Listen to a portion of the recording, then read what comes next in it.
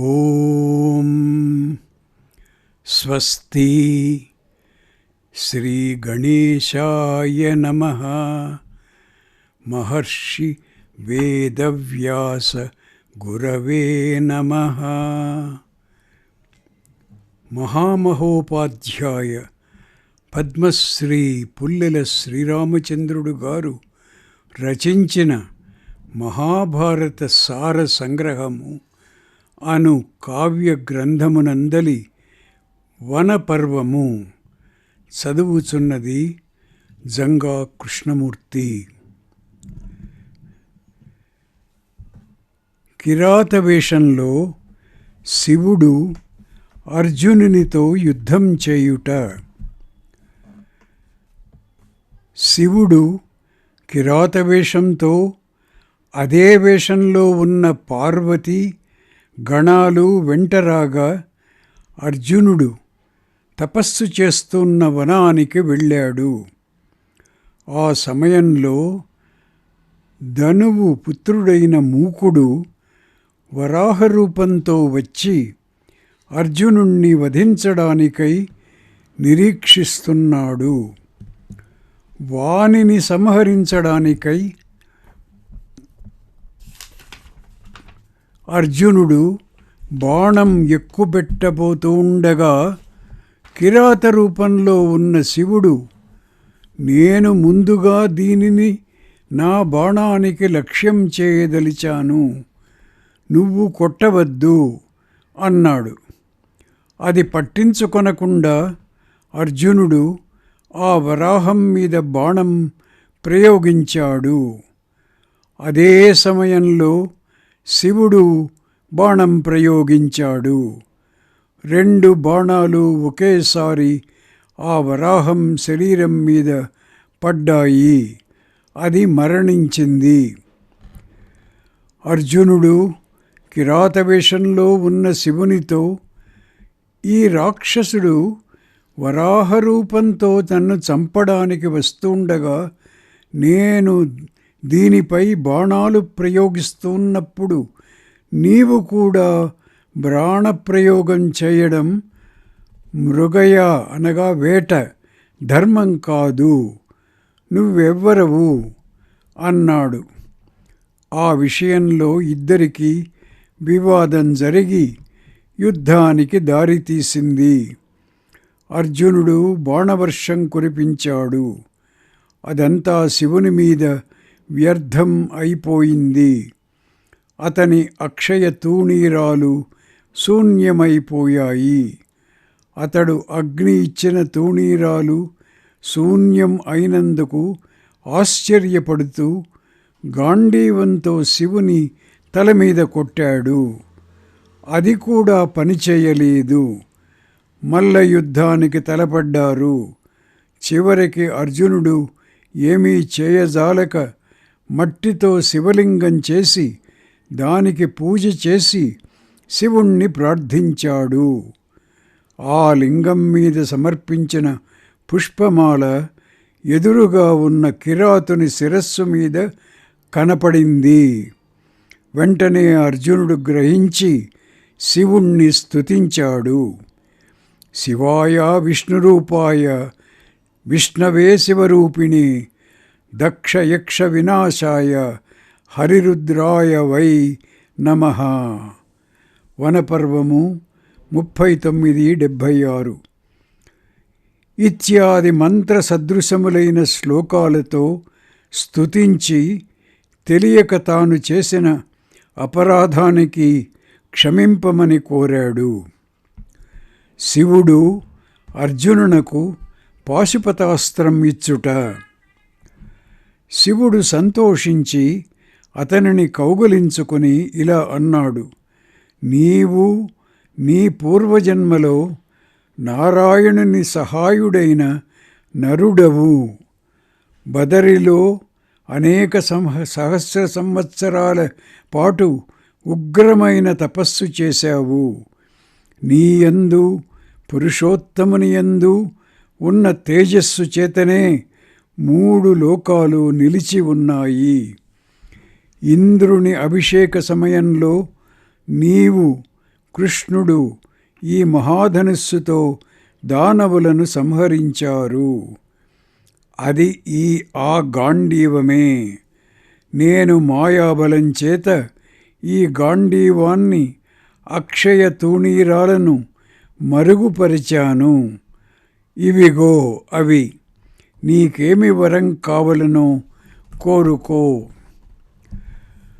పాశుపతాస్త్రం ప్రసాదింపమని అర్జునుడు కోరగా శివుడు ఆ అస్త్రం ఇస్తూ దాని ప్రభావం వర్ణించి చెప్పి, దీనిని దుర్బలుల మీద ప్రయోగించకూడదు. అలా ప్రయోగిస్తే త్రిలోకాలను దగ్ధం చేస్తుంది అన్నాడు. అర్జునుడు సవినయంగా స్వీకరించాడు.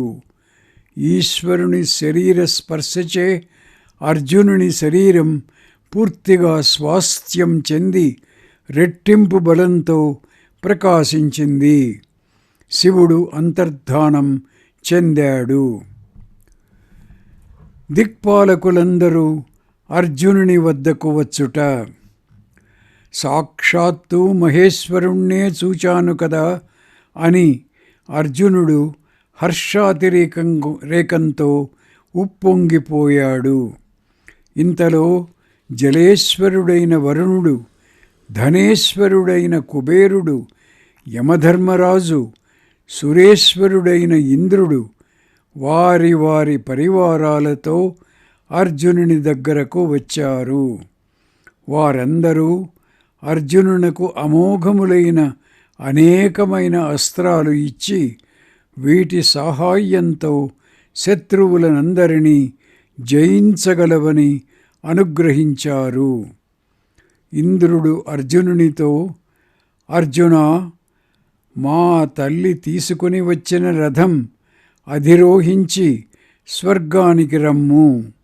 అక్కడ అనేకమైన దివ్యాస్త్రాలు ఇస్తాను అన్నాడు.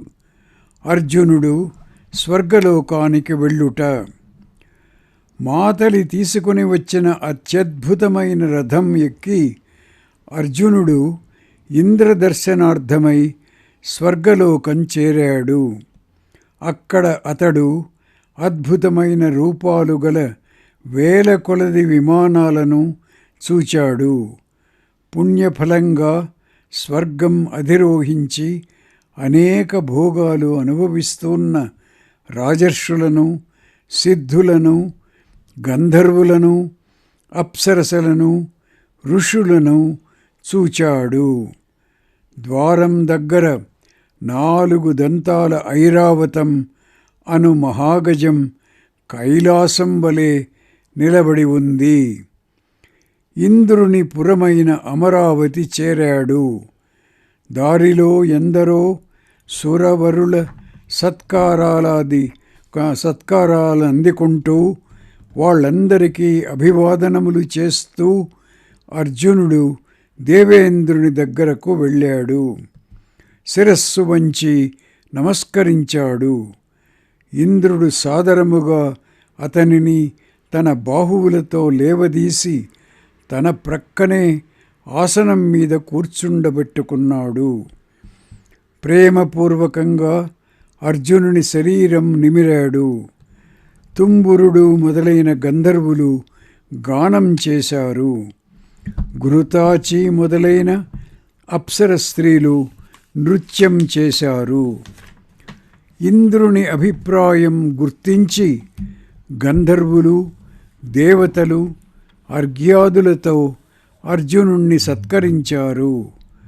ఆ విధంగా పూజలందుకుంటూ అర్జునుడు తండ్రి అయిన ఇంద్రుని నుండి అనేకమైన దివ్యాస్త్రాలను గ్రహించాడు.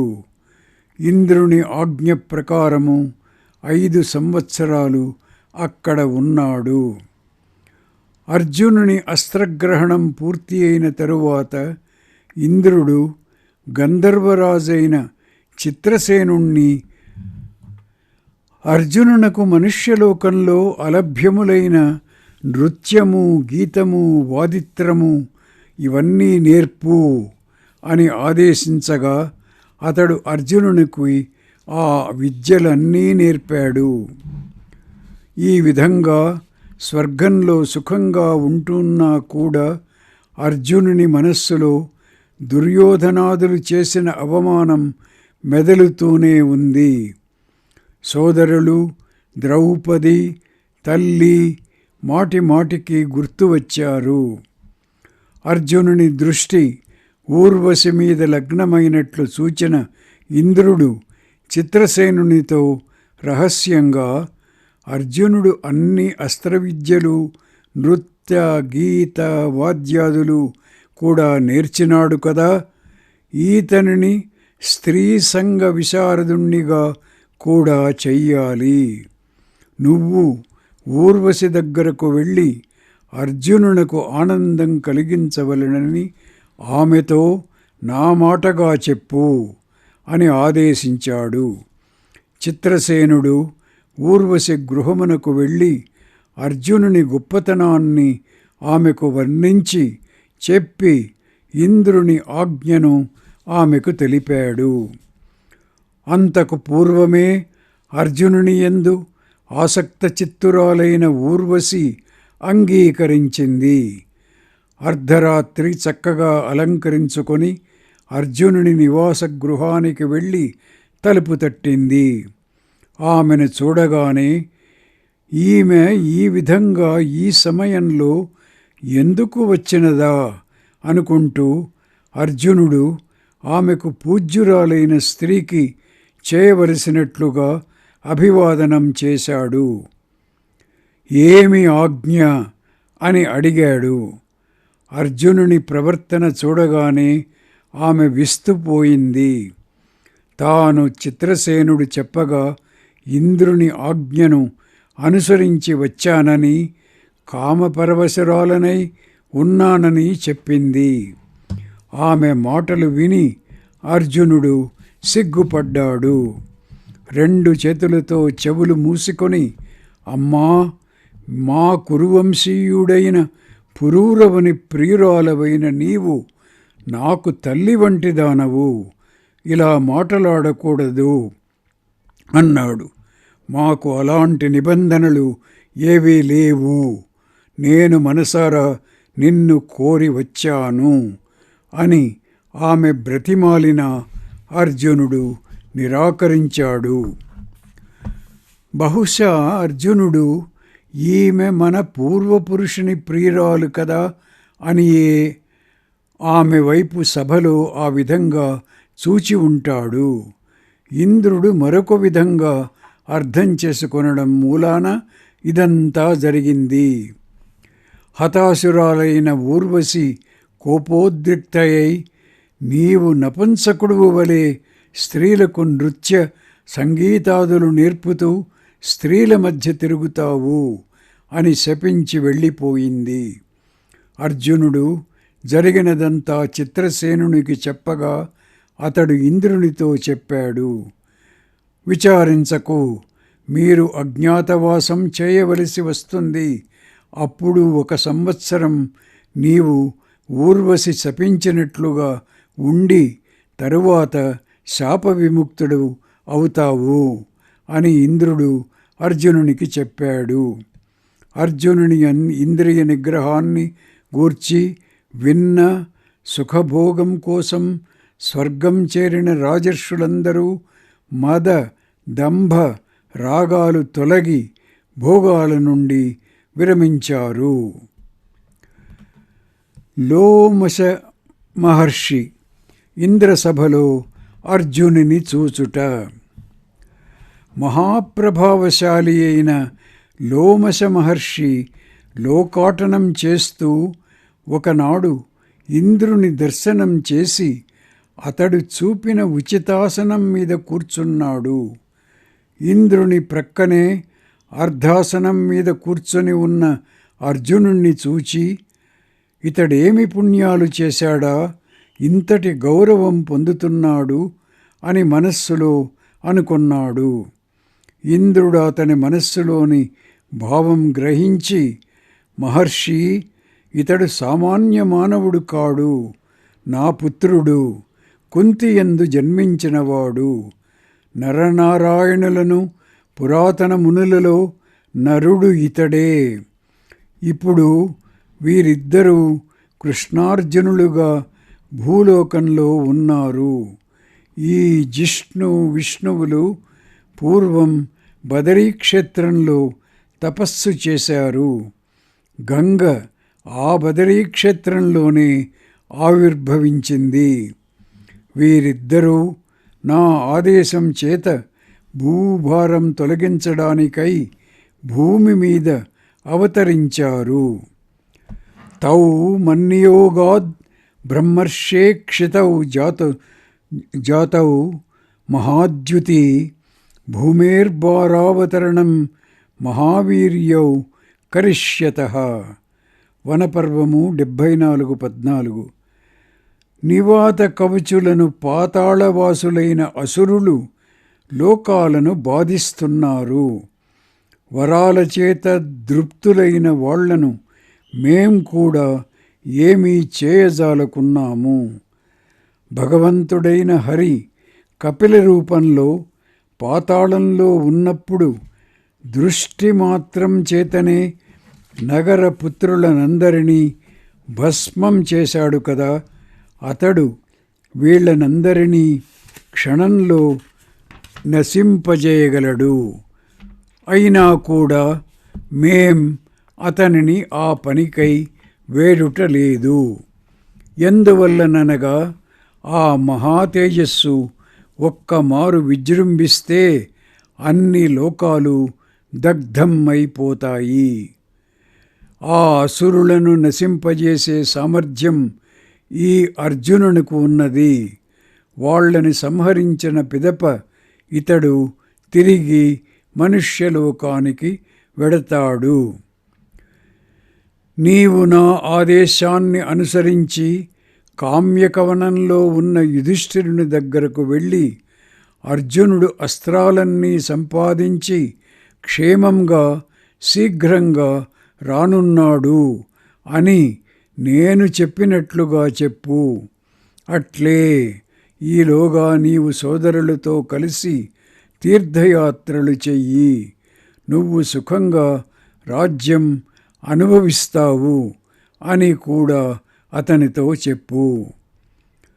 యుధిష్ఠిరాదులు తీర్థయాత్రలు చేస్తూ ఉన్నప్పుడు నీవు వాళ్లకు ఏ ఆపదలు కలగకుండా చూచుకో అని ఆ మునితో చెప్పాడు. అర్జునుడు కూడా ఆ మహర్షికి నమస్కరించి, మహాముని, తీర్థ సంచారం చేస్తున్నప్పుడు మా అన్నగారు క్షేమంగా ఉండేటట్లు దానాదులు చేసేటట్లు చూస్తూ నువ్వు రక్షించాలి అని ప్రార్థించాడు. ఇంద్రాజ్ఞానుసారం లోమశుడు కామ్యకవనంలో సోదరులతోనూ ఇతరులతోనూ కలిసి కూర్చొని ఉన్న యుధిష్ఠిరుని దగ్గరకు వెళ్ళాడు. ధృతరాష్ట్రుని ఆరాటం. ఇక్కడ ధృతరాష్ట్రునికి అర్జునుడు తపస్సుకు వెళ్ళినట్లు వ్యాసుని ద్వారా తెలిసింది. సారథి అయిన సంజయుణ్ణి పిలిపించి వానితో తన మనస్సులోని దుఃఖం అంతా చెప్పుకున్నాడు.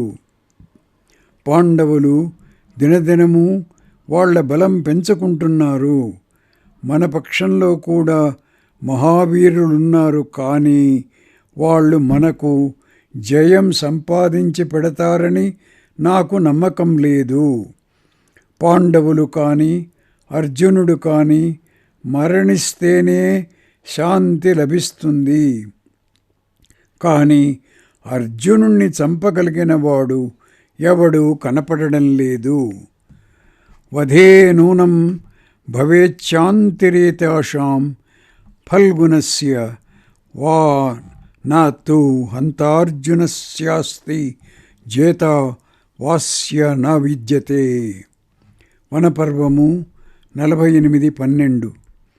భారత సేన చీలిపోయినట్లు కనపడుతున్నది. ఈ మాటలు విని సంజయుడు ఆనాడు నిండు సభలో పాండవులకు, ముఖ్యంగా ద్రౌపదికి జరిగిన అవమానానికి ఫలం నీ కొడుకులు అనుభవించక తప్పదు అని అంటూ అర్జునుడు మహేశ్వరుని ప్రత్యక్షం చేసుకొని పాశుపతాస్త్రం సంపాదించడం, దిక్పాలకులే స్వయంగా అర్జునుని వద్దకు రావడం మొదలైన విషయాలు కూడా అతనికి తెలిపి అతని శోకాగ్నికి ఆజ్యం పోశాడు. ధృతరాష్ట్రుడు తన కుమారులు తనను నిర్లక్ష్యం చేస్తూ తన మాట వినడం లేదని, కర్ణుడు, శకుని మొదలైన వాళ్ళు తన కుమారుని బుద్ధిని పాడు చేస్తున్నారని అంటూ తన నిస్సహాయ స్థితికి వాపోయాడు. కృష్ణుడు మొదలైన వారు కామ్యకవనంలో పాండవులను కలిసి వాళ్ల కష్టాలన్నీ విని కౌరవులందరినీ సపరివారంగా హతమారుస్తామని చేసిన ప్రతిజ్ఞను గూర్చి కూడా సంజయుడు ధృతరాష్ట్రునికి చెప్పాడు. అదంతా విని ధృతరాష్ట్రుడు జూతం జరుగుతున్నప్పుడు విదురుడు చెప్పినట్లు సర్వనాశం అయ్యేటట్లు కనపడుతున్నది అంటూ దుఃఖించాడు. నలోపాఖ్యానం.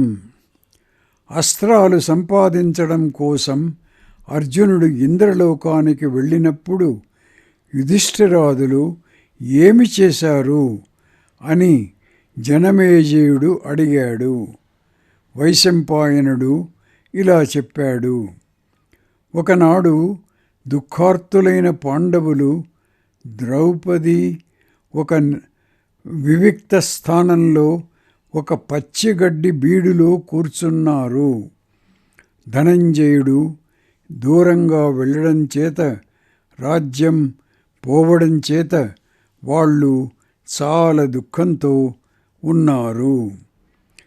భీముడు యుధిష్ఠిరునితో, మనకు ప్రాణసమానుడైన అర్జునుణ్ణి దూరదేశం పంపివేశావు. నీ మూలాన మనకు అన్ని కష్టాలు వచ్చాయి. క్షత్రియునకు ఉత్తమ ధర్మం రాజ్యమే, వనం ఆశ్రయించడం కాదు. అందుచేత 12 సంవత్సరాలు దాటకముందే ధార్తరాష్ట్రులను చంపివేయాలి. వనం నుంచి అర్జునుణ్ణి వెనుకకు తీసుకొని వస్తాను. కృష్ణుణ్ణి కూడా తీసుకొని వస్తాను.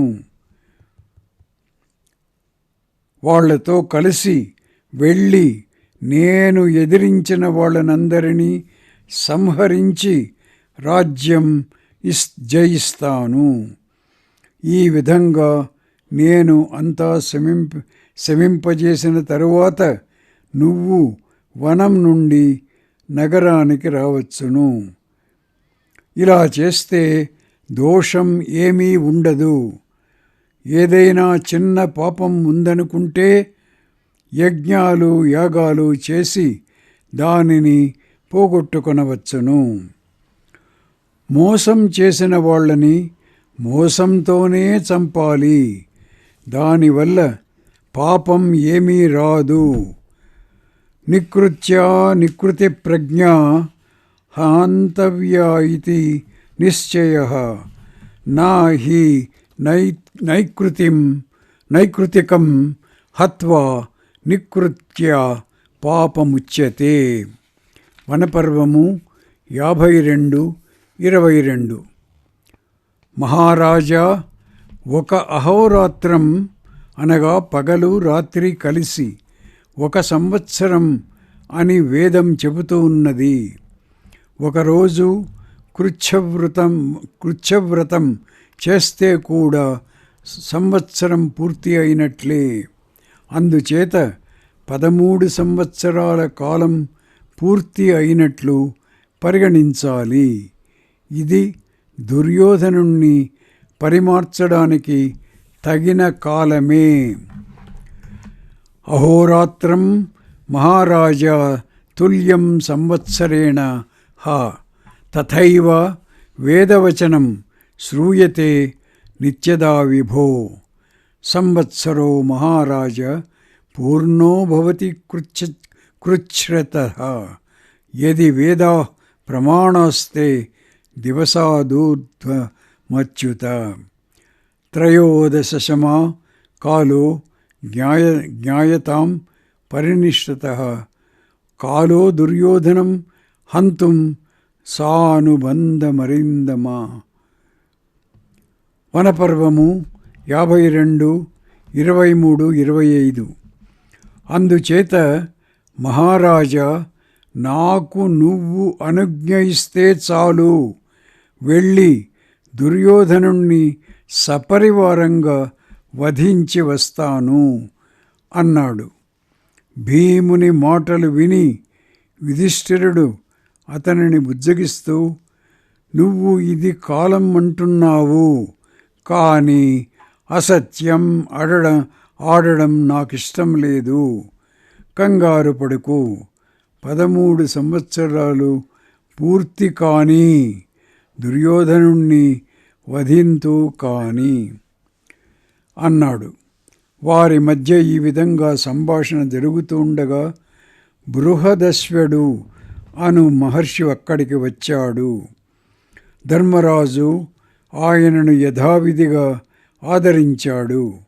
ఆయన విశ్రాంతి తీసుకున్న పిమ్మట యుధిష్ఠిరుడు తమకు వచ్చిన కష్టాలన్నీ ఆయనకు తెలిపి, నా వంటి అల్పభాగ్యుడైన రాజు ఎవరు ఉండరని అన్నాడు. రాజా, నీకంటే కూడా ఎక్కువ కష్టాలు అనుభవించిన రాజు ఉన్నాడు.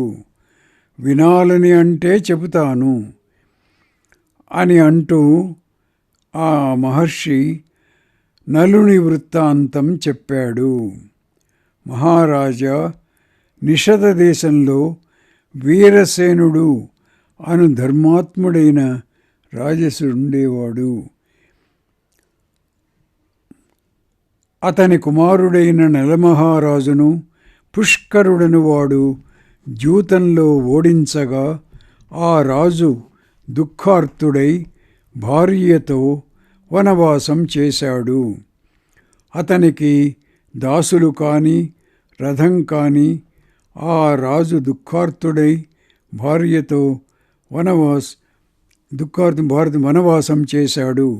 అతనికి దాసులు కాని రథం కాని సోదరుడు కాని బంధువులు కాని ఎవ్వరూ లేరు. నీవు దేవతా సమానులైన సోదరులతోనూ బ్రహ్మకల్పులైన బ్రాహ్మణులతోనూ కలిసి వనంలో నివసిస్తున్నావు. అందుచేత నీవు విచారించకుము. మహర్షి నలుణ్ణి గూర్చి సవిస్తరంగా చెప్పాడు. నలమహారాజు చాలా సౌందర్యవంతుడు, అశ్వశాస్త్రంలో నిపుణుడు. అయితే జూదం అంటే అతనికి చాలా ఇష్టం. విదర్భదేశంలో భీముడు అను ధర్మాత్ముడైన మరొక రాజు ఉండేవాడు. అతడు సంతానం కోసం పరితపిస్తుండగా దమనుడు అను మహర్షి వచ్చి అతడు చేసిన సత్కారాదులకు సంతోషించి దమయంతి అను కన్యారత్నమును దముడు, దాంతుడు, దమనుడు అను 3 కుమారులను వరంగా ఇచ్చాడు. దమయంతి తేజస్సు చేత సౌందర్యం చేత విశ్వవిఖ్యాతి చెందింది. వారిద్దరినీ సూచన వాళ్ళు నలుని వద్ద దమయంతిని, దమయంతి వద్ద నలుణ్ణి ప్రశంసించారు. దానితో పరస్పరము చూడకుండానే వారిద్దరి మధ్య ప్రేమ ఏర్పడింది. ఒకనాడు నలుడు విహారం కోసం ఉద్యానవనానికి వెళ్ళాడు. అక్కడ బంగారు రెక్కలు గల హంస అతనికి కనపడ్డాయి. వాటిలో ఒక హంసను అతడు పట్టుకున్నాడు. అప్పుడు ఆ హంస, రాజా, నన్ను హింసించవద్దు, నేను దమయంతి దగ్గరకు వెళ్ళి ఆమె నిన్ను తప్ప మరెవ్వరినీ వరించని విధంగా నిన్ను కూర్చి వర్ణించి చెబుతాను, నన్ను విడిచిపెట్టు అంది. రాజు ఆ హంసను విడిచిపెట్టి వేశాడు.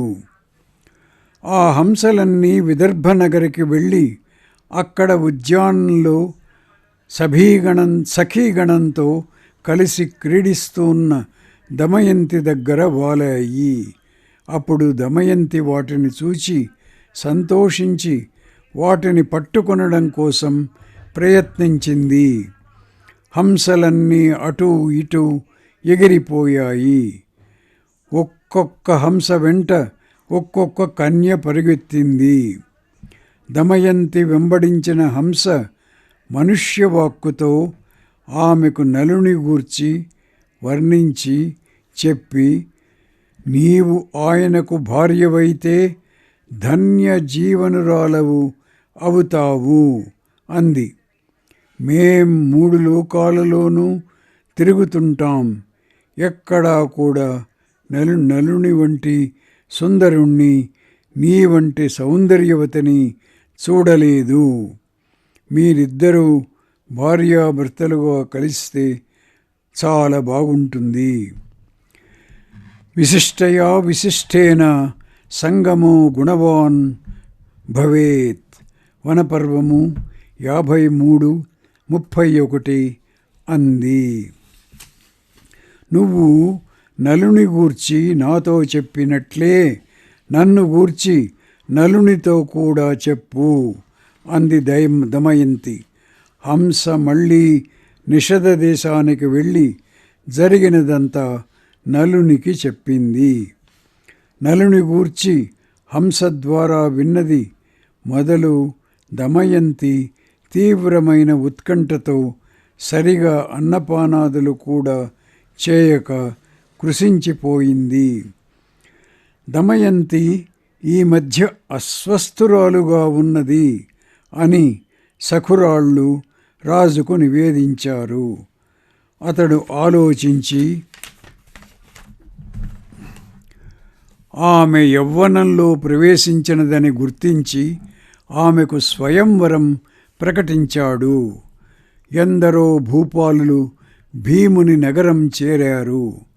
లోక సంచారం చేస్తున్న నారద పర్వతులు దేవేంద్రుని ఇంటికి వెళ్ళగా ఆయన లోకాల విశేషాలు ఏమి అని ప్రశ్నించాడు. భూలోకంలో రాజులందరూ కుశలంగా ఉన్నారు అని వాళ్ళు సమాధానం చెప్పారు. యుద్ధాలలో వెనుకకు తిరగకుండా ప్రాణాలు త్యజించిన శూరులైన రాజులు నా వలనే అక్షయములైన లోకాలలో అన్ని భోగాలు అనుభవిస్తారు. ఈ మధ్య అలాంటి వాళ్ళెవ్వరూ మా స్వర్గానికి రావడం లేదేమీ అని ప్రశ్నించాడు ఇంద్రుడు. దమయంతి అనే విదర్భరాజపుత్రి ఉంది. ఆమెను పోలిన సౌందర్యవతి పృథివిలో లేదు. ఆమె స్వయంవరం అచిరకాలంలో జరగనున్నది. రాజులందరూ ఆ స్వయంవరానికి వెడుతున్నారు. అందుచేత యుద్ధాలు లేవు అని నారదుడు చెప్పాడు. ఆ సంభాషణ జరుగుతున్న సమయంలో అగ్నిదేవునితో సహా లోకపాలురు ఇంద్రుని వద్దకు వచ్చారు. నారదుని మాటలు విని వారందరూ మనం కూడా స్వయంవరానికి వెడదాం అని నిశ్చయించుకొని తమ పరివారంతో విమానాల మీద బయలుదేరారు. దమయంతి యందు తీవ్రమైన ఇచ్ఛతో నలుడు కూడా బయలుదేరి వస్తున్నాడు. దేవతలు దారిలో నలుణ్ణి చూచి వాని సౌందర్యానికి ఆశ్చర్యచకితులయ్యారు. దమయంతి విషయంలో ఆశ వదులుకొన్నారు. విమానాలు ఆకాశం మీద ఆపి క్రిందికి దిగి వచ్చి, నిషేధరాజేంద్ర, నీవు సత్యసంధుడవు, మాకొక సహాయం చెయ్యాలి, మాకు దూతగా పని చెయ్యాలి అని కోరారు.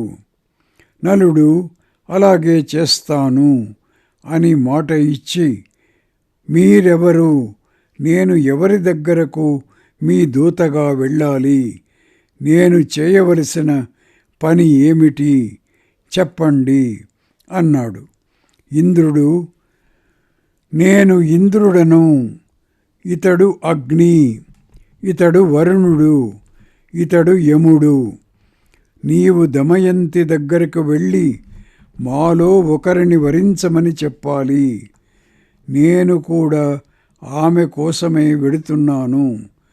మమ్ములను వరింపమని నేనామెతో ఎలా చెప్పగలను, క్షమించండి అన్నాడు నలుడు.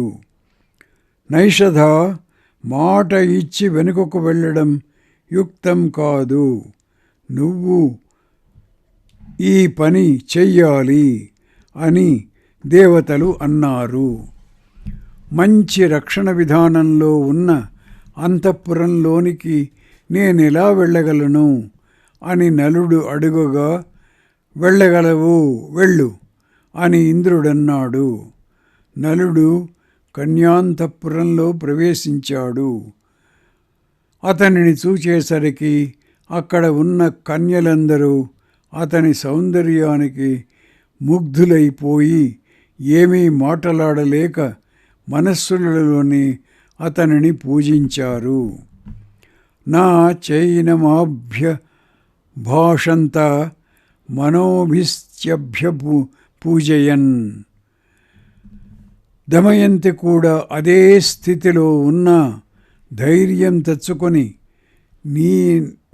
నీవెవరవు, ఇంత సురక్షితమైన స్థానంలోనికి ఎలా రాగలిగావు అని అడిగింది. నలుడు తాను దేవతల దూతగా వచ్చిన సంగతి చెప్పాడు.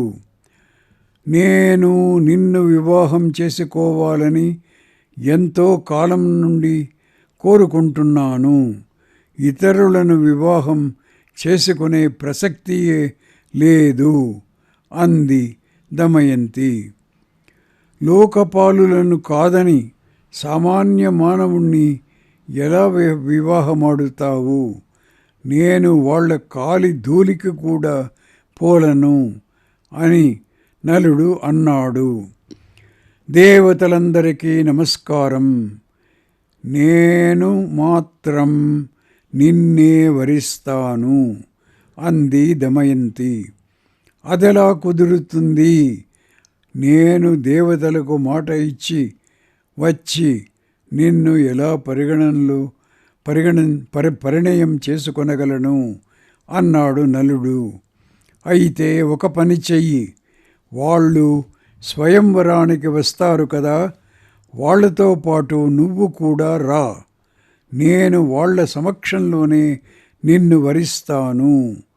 అప్పుడు నీకు అధర్మం చేసిన దోషం ఉండదు అని దమయంతి అంది. నలుడు దేవతల దగ్గరకు వెళ్ళి జరిగినదంతా వాళ్లకు చెప్పాడు. ఒక శుభముహూర్తాన స్వయంవరం జరిగింది. రాజపుత్రులందరూ తమ తమ ఆసనాలను అలంకరించారు.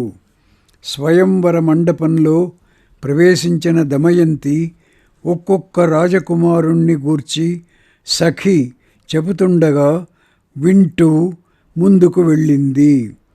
ఒకచోట ఒకే ఆకారం గల 5 నలులు కనపడ్డారు. నిజమైన నలుణ్ణి గుర్తించజాలక ఆమె తనకు ప్రేమపాత్రుడైన నిజమైన నలుణ్ణి చూపమని ఆ దేవతలని సవినయంగా ప్రార్థించింది. దేవతలు ఆమె సత్యవ్రతానికి సంతోషించి తమ యథార్థ రూపాలను చూపారు. ఆమె నలుడి కంఠంలో పుష్పమాల వేసింది. అందరూ సాధు సాధు అని ప్రశంసిస్తూ బిగ్గరగా ధ్వనులు చేశారు. నలదమయంతులిద్దరూ సంతోషంగా అక్కడనే ఉన్న నలుగురు దిక్పాలకులను మనోవాక్కాయాలతో శరణు పొందారు. దేవతలందరూ సంతోషించి నలునికి 8 వరాలు ఇచ్చారు. యజ్ఞ సమయాలలో ఆహ్వానించినప్పుడు తాను ప్రత్యక్షంగా కనపడతానని ఇంద్రుడు వరమిచ్చాడు. ఉత్తమగతిని కూడా ప్రసాదిస్తానన్నాడు. నలుడు ఎప్పుడు కావాలనుకుంటే అప్పుడు తాను పుడతానని, తన కాంతి వంటి కాంతిగల లోకాలు నలునికి లభిస్తాయని అగ్నివరం ఇచ్చాడు. చాలా మధురమైన అన్నాన్ని, ధర్మముపై స్థిరమైన మనస్సును యముడు అనుగ్రహించాడు. ఎక్కడ కావాలనుకుంటే అక్కడ జలాన్ని, ఉత్తమమైన గంధం కల పుష్పమాలలను వరుణుడు వరంగా ఇచ్చాడు. దేవతలు, వచ్చిన రాజులు కూడా సంతోషంతో తమ తమ స్థానాలకు వెళ్ళిపోయారు. వివాహానంతరం నలుడు కొంతకాలం అక్కడనే ఉండి దమయంతితో తన నగరానికి వెళ్ళాడు. ఆమెతో సుఖంగా ఉంటూ రాజ్యం పాలిస్తూ అనేక యజ్ఞాలు చేశాడు. ఆ దంపతులకు ఇంద్రసేనుడు అను పుత్రుడు, ఇంద్రసేన అను పుత్రి జనించారు. ఓం తత్సత్.